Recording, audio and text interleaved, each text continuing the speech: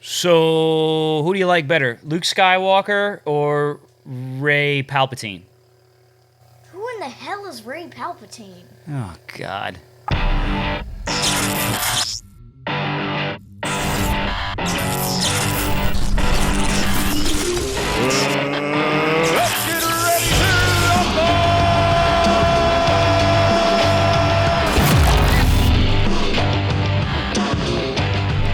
So, let's talk about what it means to actually retcon when it comes to Star Wars and where we're at currently.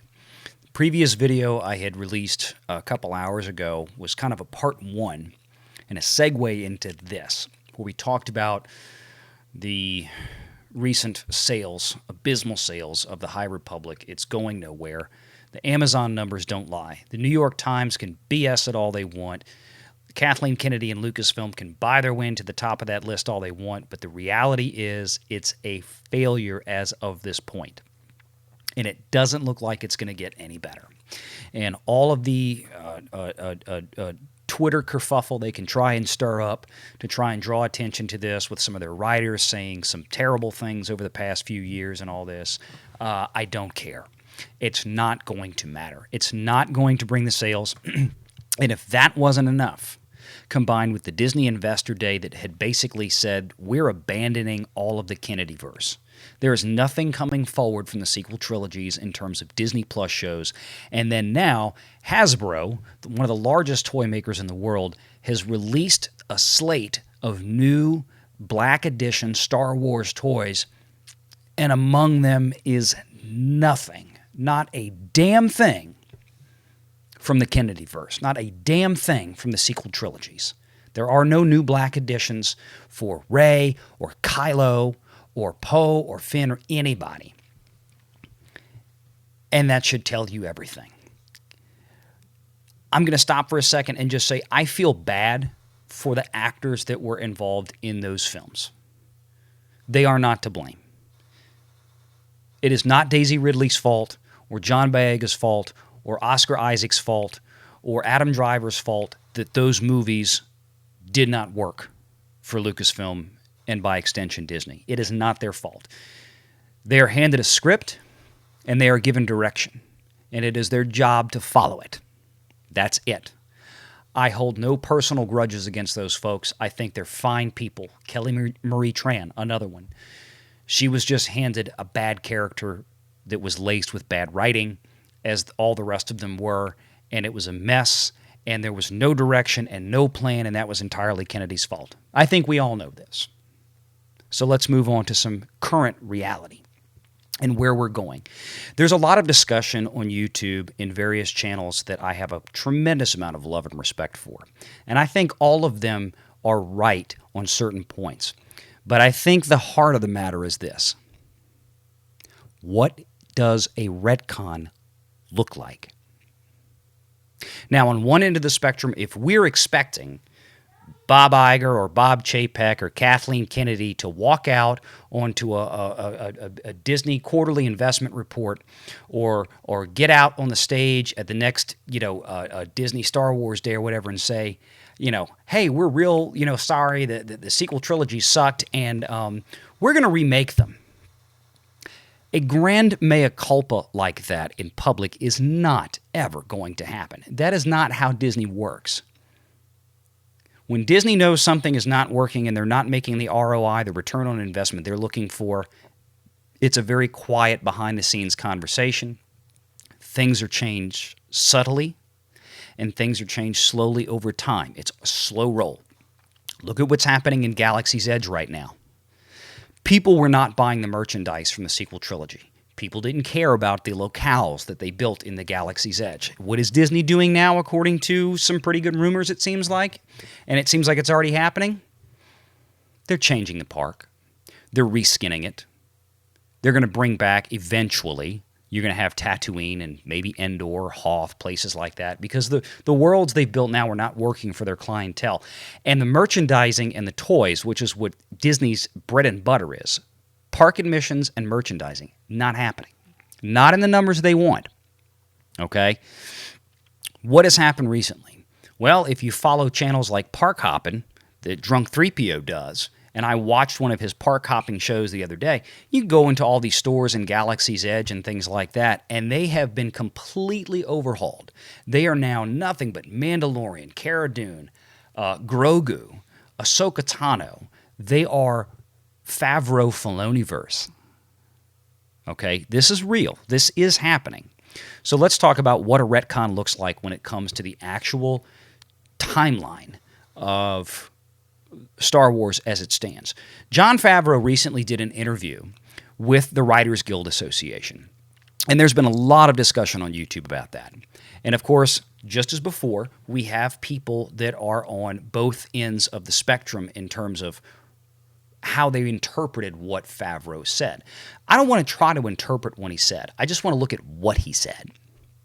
And what he said specifically in the context of where Star Wars is going on Disney Plus and then perhaps again on the big screen, he talked about they have a lot of wiggle room, and I'm paraphrasing, but they have wiggle room because there is so much time between Return of the Jedi and The Force Awakens that they have a lot of room to work with in the timeline. He did not specifically say that they have a lot of time to work with to lead up to the events of the sequel trilogy as they stand now. But he says there's a lot of time to work within the timeline. So what does that mean? Now, we can interpret that all kind of different ways, but at the end of the day, just as I mentioned in the previous video in part 1 of this, okay, about Hasbro and the High Republic, follow the money. Disney's not making money with sequel trilogy as it stands. And if Disney and the board of directors, and more importantly, the stockholders that actually vote for that board of directors, that puts them into power, if they feel like that they can make money with the Star Wars property that they paid over $4 billion for by revisiting that sequel trilogy timeline and altering it, they are going to do it. Because at the end of the day, Disney is a for-profit company. We can talk about all of the social justice warrior stuff that we want, that the people in charge right now are in favor of or not in favor of, and we can do all that speculation. But at the end of the day, it is a for-profit company that has to make a return for their investors. And the people voting for that board of directors, by and large, are companies that a lot of you that have 401ks will know. Vanguard, BlackRock, T. Rowe Price, American Funds, Invesco, so on and so forth. Mutual fund companies that most of us who have retirement plans, 401ks, are invested in. They own a tremendous amount of Disney stock, and those money managers get to vote on who the board of directors are.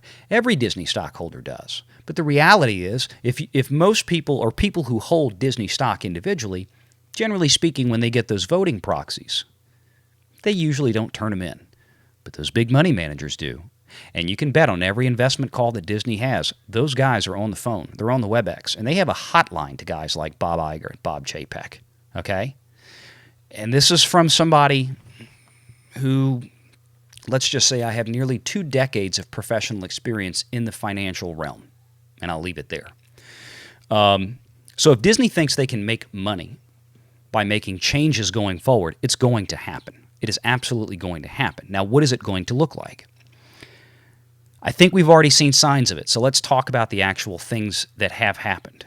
Now, one thing that should have slapped everybody in the face about a month ago, when Luke Skywalker returned. When Luke Skywalker returned and took Grogu. Now, if you look at the sequel trilogies, Kylo Ren and the associated books and comics pretty much laid it out in no uncertain terms that Kylo Ren was Luke's first student. And he became Luke's first student when he was about 10 years old. Well, brother, Jon Favreau and Dave Filoni just had Luke Skywalker take a student years before Kylo Ren would have showed up. We already have an absolute contradiction. If the timeline is accurate from what we've been told, we have an absolute contradiction in the timeline already.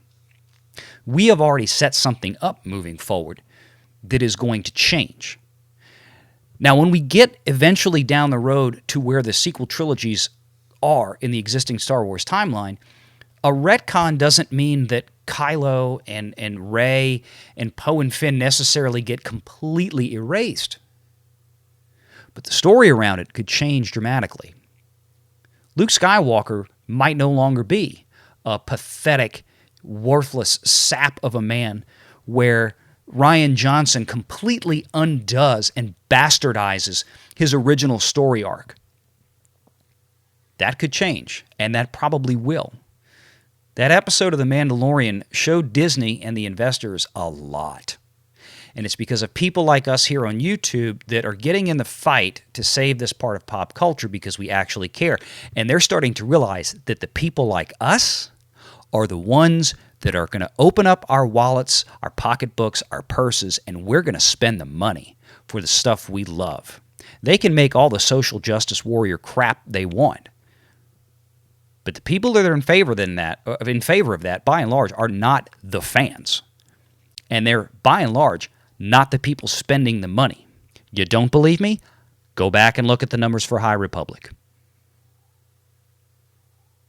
Go back and look at the numbers for The Last Jedi and Rise of Skywalker. Those box office returns, terrible. That is not what Disney was expecting. They know there's money to be made out there, and they're going to go after it. So when we look at retconning, I think we need to take it in shades of gray. We need to consider, what is a retcon really going to look like? You know, what is a retcon? Are we going to bring in different characters? Are the stories going to change slightly? Again, we might have a lot of the same characters, but that doesn't mean the events that played out in the sequel trilogy are going to get replayed. And if we believe some of the news that came out of Doomcock some time ago about using the Veil of the Force / The World Between Worlds from Rebels, which my son and I love that show. We love the Clone Wars. There's a lot there. And that moment that Ahsoka Tano gets pulled back through the World Between Worlds gate by Ezra Bridger, that may well have been the linchpin. If Ahsoka had died, then there would have been nobody there for Mando to find to have them instruct where to take Grogu to find Luke Skywalker. But Ahsoka lived, and that may have been the fulcrum point to where in the timeline that Ahsoka did die, where Ezra would not have saved her, we get the events of the current sequel trilogy, and where she was saved is where Favreau and Filoni are going. Because the timeline has already been broken with the taking of Grogu by Luke as his first student. It's already a contradiction. So we don't know exactly how this is going to play out, but we do know that in general terms, this is still a business, and you follow the money. Take care. See you next time.